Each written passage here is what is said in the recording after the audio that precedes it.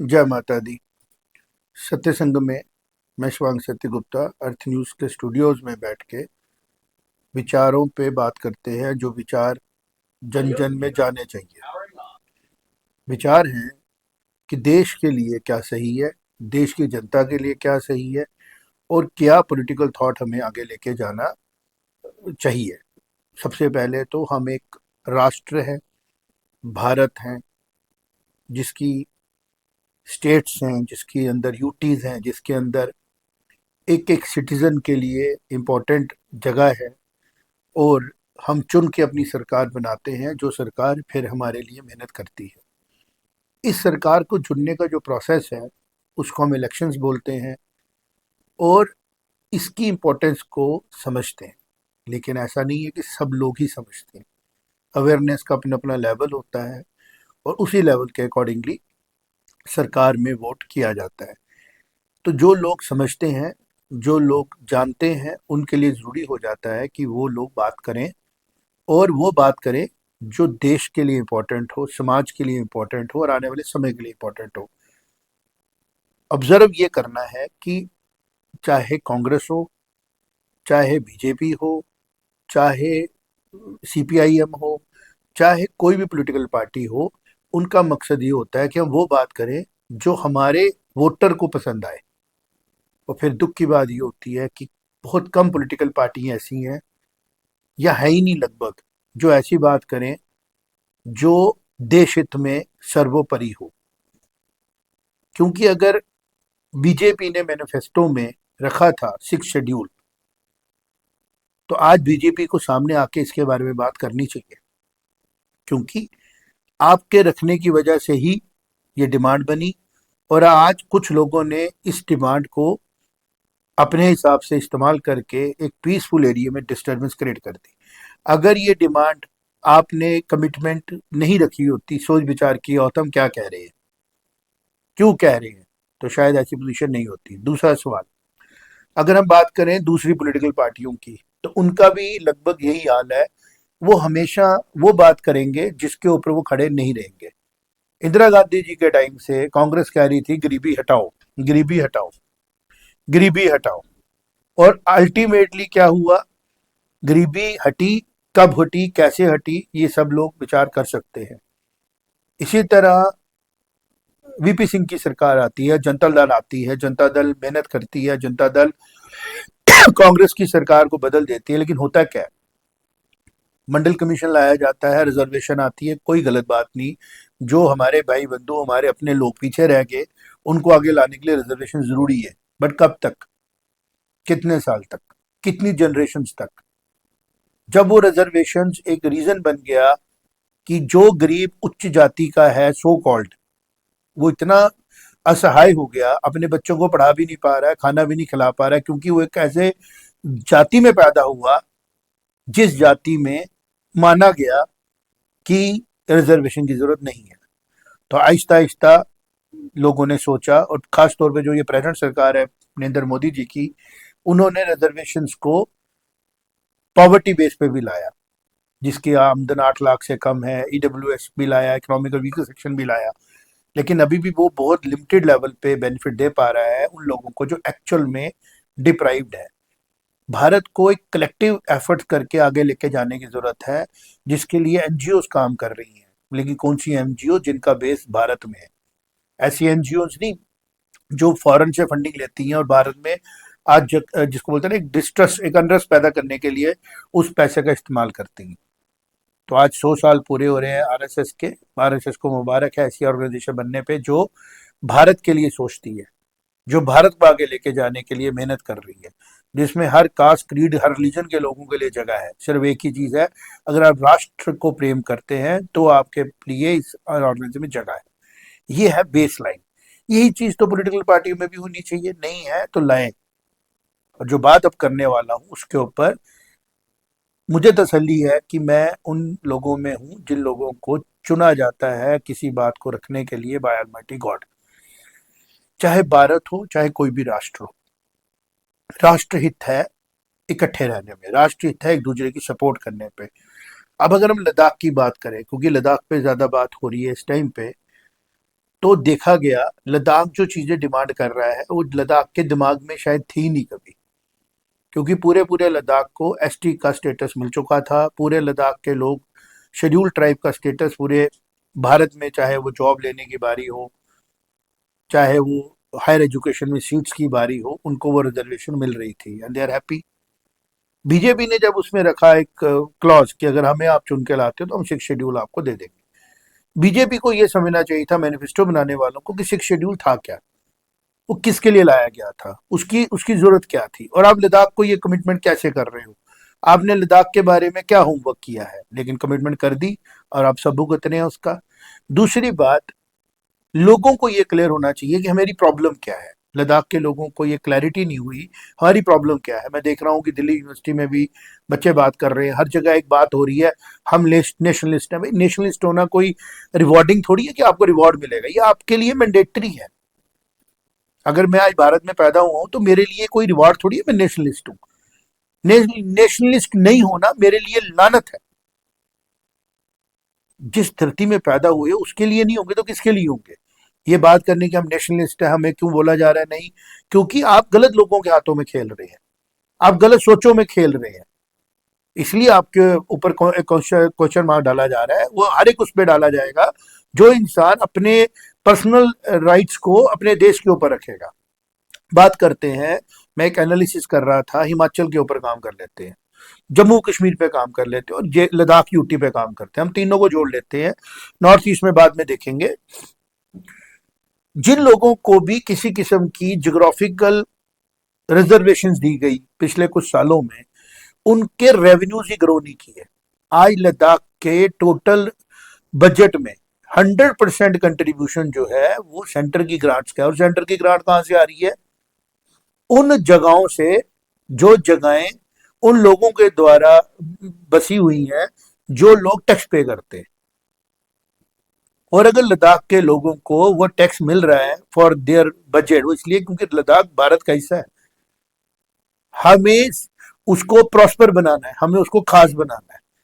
ऐसा तो नहीं है ना कि वो लद्दाख भारत का हिस्सा होने के बाद बोलेगा कि मैं तो हूं आपका हिस्सा, लेकिन मैंने ये सिलेक्ट करना है कि क्या भारत के लोग यहाँ पे मेरे साथ रह सकते हैं, नहीं रह सकते। तो ये तो गलत सोच है ना, और ये सोच थी भी नहीं आपकी कभी ऐसी।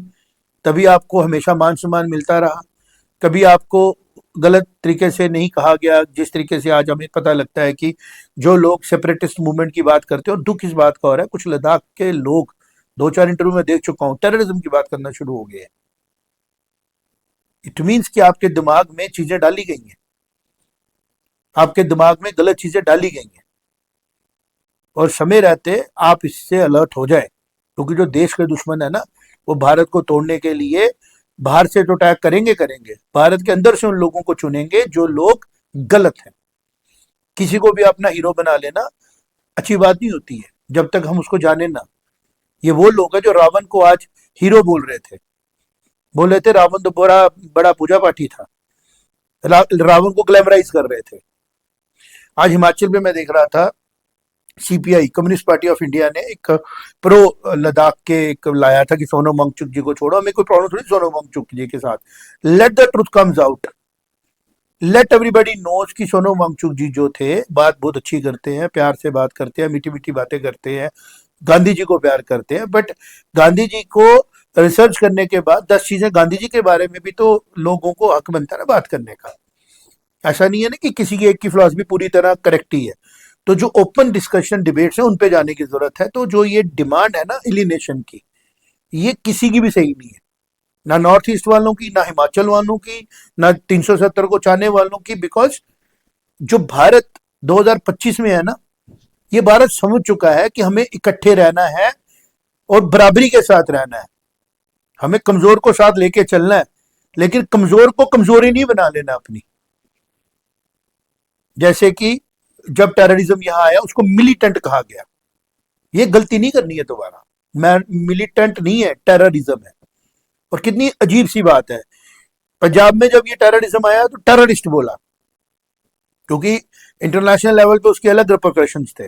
लेकिन जब कश्मीर में टेररिज्म आया, मिलिटेंट बोला। अखबारें डरती थी लिखने पे कि मिलिटेंट नहीं लिखना है, टेररिस्ट नहीं लिखना है, मिलिटेंट लिखना है। जमीन आसमान का फर्क है मिलिटेंट और टेररिस्ट में। मेरा कहने का क्लैरिटी के साथ ये है कि जब तक भारत की सरकार इसको क्लियर नहीं करेगी, चाहे वो कांग्रेस हो, बीजेपी हो, कल कोई और आ जाए, कि हमारी प्रायोरिटी क्या है, भारत को आगे लेके जाने में दिक्कत आएगी।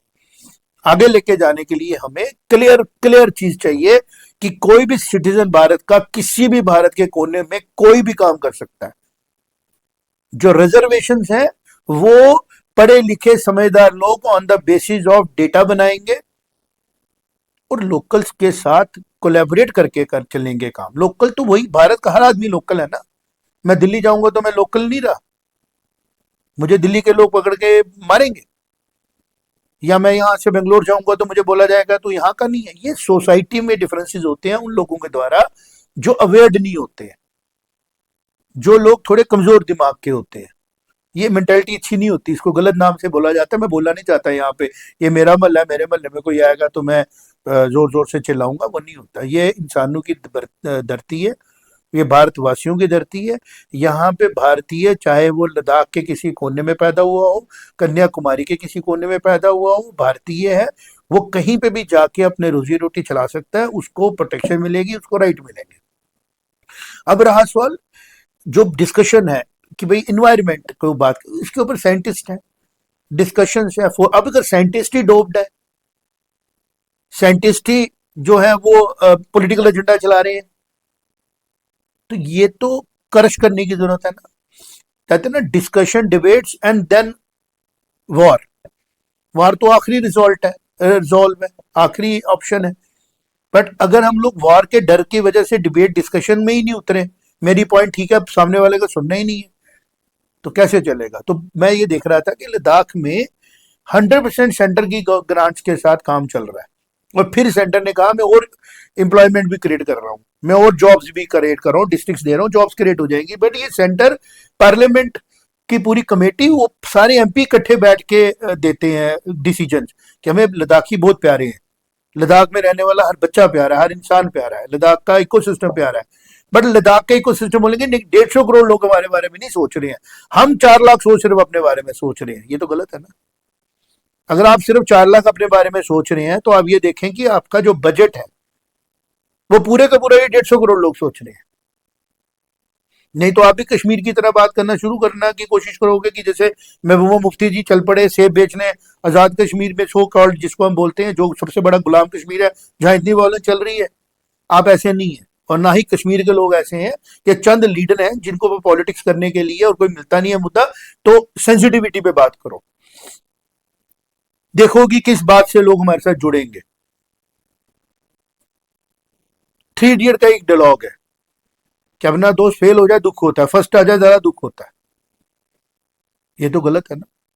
अगर भारत आगे जा रहा है, अगर भारत आगे बढ़ रहा है, भारत चाइना के साथ हैंग सीधे आंख से आंख मिला के बात कर रहा है, पाकिस्तान को हैंडल कर पा रहा है, अमेरिका को हैंडल कर पा रहा है, तो सबको खुश होना चाहिए, हर एक को खुश होना चाहिए। अगर उसके लिए हम अपना योगदान दे पा रहे हैं, आपके पास लैंड है, आप वहां पे, अगर कितनी किस्मत की बात है लद्दाख के लोगों के लिए, उनको थैंक्स टू गॉड करना चाहिए कि आपके पास लैंड है जहां पे 15 गीगा का हम लगा पा रहे हैं सोलर प्लांट। आपको खुश होना चाहिए, हम कंट्रीब्यूट कर पा रहे हैं। आप कह रहे नहीं, इससे एनवायरनमेंट हमारा सेंसिटिव हो जाएगा, फ्रजाइल एनवायरनमेंट है, लेट एनवायरनमेंट के लोग डिसीजन लें। एनवायरनमेंट क्लियरेंस तो सारे प्रोजेक्ट्स के लिए लेनी पड़ेगी ना, ऐसे तो नहीं होगी ना, नहीं होगी। हिपोथेटिकल बात करने से थोड़ी होता है। तो जो मैंने डाटा चेक किया, मुझे लगा कि जहां जहां पे एलिनेशन की भावना है वो सारे ही सारे सेंटर के ऊपर डिपेंडेंट है। लेकिन सेंटर क्या गलती कर रहा है, ये बातें पब्लिक में नहीं लाता। हिमाचल डिपेंडेड ऑन सेंटर, हालत खराब, डेवलपमेंट हो नहीं पा रही है, रोड्स बना नहीं पा रहा है, अनस्ट्रक्चर्ड तरीके से चलता जा रहा है, और वहां पे बड़ा एक्टिविज्म है। अगर हिमाचल में क्लाउड फटने पे प्रॉब्लम आई, 4 से 5 हजार लोग मणिमहेश में गायब हुए हैं हिमाचल में, बात ही नहीं हो रही है। सबसे ज्यादा क्लाउड ब्रस्ट वहां पे हुए, वहां तो उन्होंने एनवायरनमेंट को हाथ नहीं लगाने दिया, पेड़ रोड के सेंटर में होता है, फिर क्यों वहां पे क्लाउड ब्रस्ट हो रहे हैं। जवाब तो आप लोगों को देना है।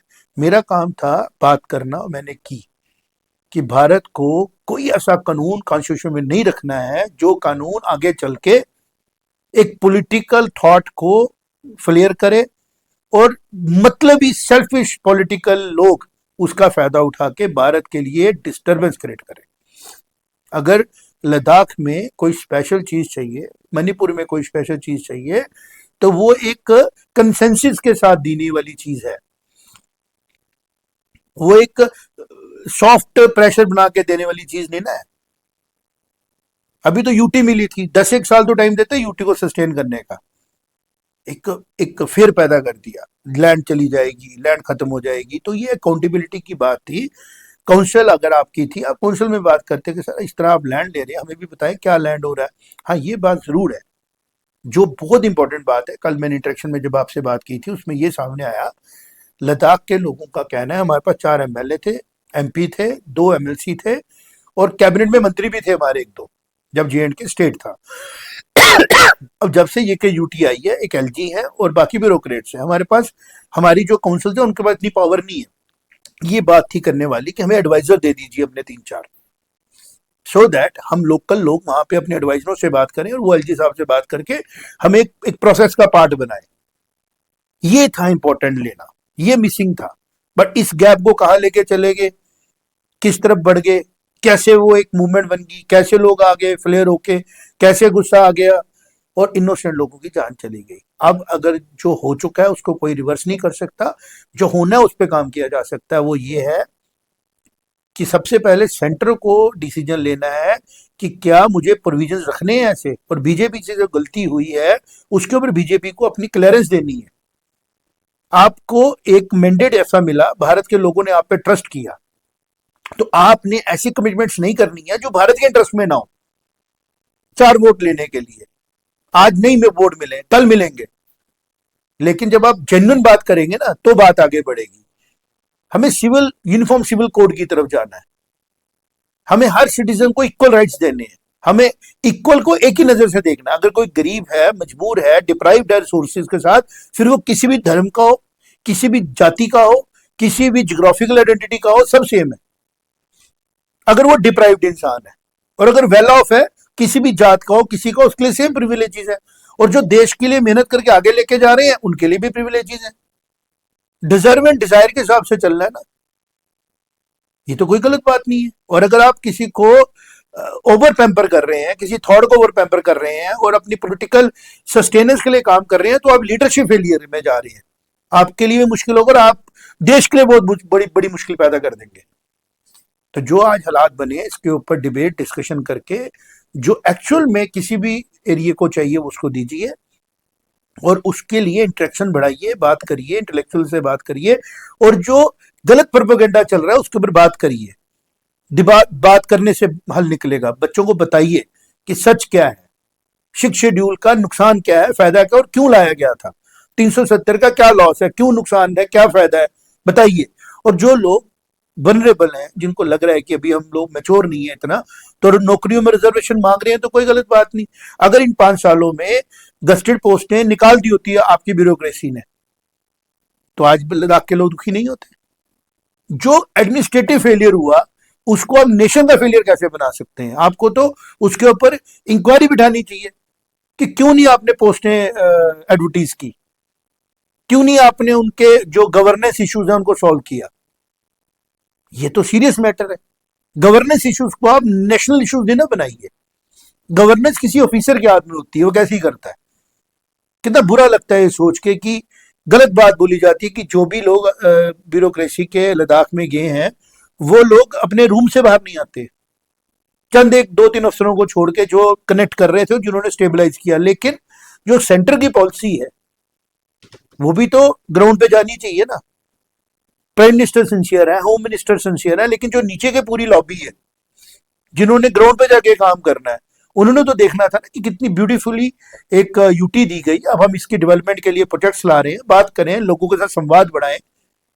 अगर हमारे पास वहां पॉलिटिकली इलेक्टेड लोग नहीं है जो एक एमएलए के लेवल के हो, जिनकी से हो एमएलए के लेवल की, तो हम एडवाइजर्स इंट्रोड्यूस करें ताकि लोगों को बात करने का आइडियाज तो आपको लगाने हैं ना। हम तो मीडिया में बैठे हुए अपनी बात ही कर सकते हैं, जो गैप है उनके बारे में बात कर सकते हैं।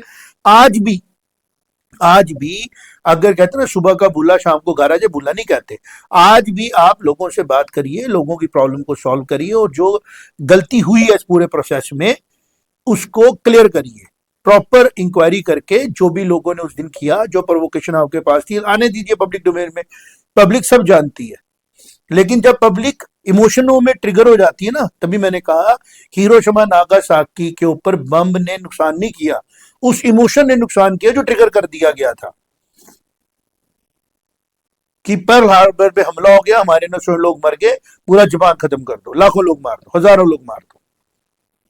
ये इमोशंस बड़े इंपॉर्टेंट होते हैं, तो इनको फ्लेयर नहीं करते, इनको ट्रिगर नहीं करते, इनको हैंडल करते हैं। भारत एक ऐसा राष्ट्र है जिसके अंदर हर कम्युनिटी, हर जात का, हर रिलीजन का आदमी सेफ है, और ये सेफ है, और इसको सेफ रखने में जो थॉट है वो है भारत। तो अगर कोई कम्युनिटी बोले कि मैं भारत को वीक बना दूं, मुझे मजबूत बनना है, तो उस कम्युनिटी को बताना है कि जो लोग आपको ये बता रहे हैं वो गलत बता रहे हैं। भारत की मजबूती है भारत को एकदम होमोजीनस बनाने से। भारत के अंदर गाड़ी स्टार्ट हो, कहीं पे भी जाए, उसको कोई डर नहीं हो कि हाँ मुझे ये टैक्सी यूनियन काम नहीं करने देगी, मैं बॉम्बे जाऊंगा तो मुझे बॉम्बे यूनियन काम नहीं करने देगी, मैं वहां जाऊंगा मुझे ये काम नहीं करने देगा। ये थॉट नहीं है भारत को लेके जाने देने का। थॉट ये है कि असम में पैदा हो कोई आदमी बोलेगा कि मुझे जम्मू में आके काम करना है, तो वेलकम है। जम्मू का कोई आदमी, कश्मीर का कोई आदमी बोलेगा मुझे गोवा जाके काम करना है, वेलकम है। और कानून ऐसी हो कि अगर कोई इंसान ऐसा गलत करता है, उसका सख्त सख्त कार्रवाई की जाए। अब रहा सवाल लोकल इंटरेस्ट का, वो भी जरूरी है, उसके लिए भी रास्ते निकालने हैं ना, रास्ते निकालने हैं ना कि कैसे हो सकता है, कैसे उनको प्रायोरिटी दी जाए, कैसे उनकी ट्रेनिंग दी जाए। बिल्कुल रास्ते निकल सकते हैं कि बाहर से अगर कोई बड़ी कंपनी आती है, कई इंडिया के अंदर की बड़ी अच्छी अच्छी कंपनी अगर आती है, उनको बोलना है भैया ये आपका रहेगा अगले 10 साल के लिए रिजर्वेशन। हर जगह होता है कि पहले आप यहाँ के सारों को एडजस्ट करेंगे, यहाँ पे बेनिफिट देंगे, यहाँ पे इस तरीके से ग्रोथ होगी, उसके बाद अब आके जाएंगे। अब आ गया सवाल, सर हमें इन्वायरमेंट को भी देखना है, हमारे कल्चर को भी देखना है। कल्चर तो फ्लोरिश होता है ना, तभी मैंने मोमो स्टोरी पे बोला था कि मोमोज लद्दाख से निकले, नॉर्थ ईस्ट से निकले, तिब्बत से निकले, आज पूरे इंडिया का फूड है। तो जब ज्यादा लोग आते हैं, ज्यादा इंटरेक्शन होती है, सिविलाइजेशन बढ़ती है, कम थोड़ी होती है। और दूसरी बात जो मैं कंक्लूजन में ये कहना चाहता हूँ, लद्दाख अपने आप को ट्राइब्स ना के, लद्दाख एक सिविलाइजेशन है, advance civilisation, honoured civilisation, respected civilisation. और जो अभी पॉलिटिकली ट्रिगर हुई है पूरी लद्दाख की कम्युनिटी, उसको आपस में डिस्कस करके देखना है कि किस तरीके से वो इसमें से बाहर आ सकते हैं, ताकि और नुकसान नहीं हो, और भारत की ग्रोथ में हर एक स्टेट, हर एक यूटी, हर एक सिटीजन अपना रोल प्ले करे। और कोई भी ऐसा थॉट, कोई भी ऐसी प्रोविजनिंग अगर कॉन्स्टिट्यूशन में है जो आगे चल के भारत के दुश्मन इस्तेमाल कर सकते हैं, तो पहला काम होना चाहिए उन प्रोविजंस को खत्म करना। बस इतना ही कहना चाहता हूं। देश से प्यार करते हैं, देश है तो हम हैं, और देश है तो हमारे लिए ये विश्व है। जय माता दी।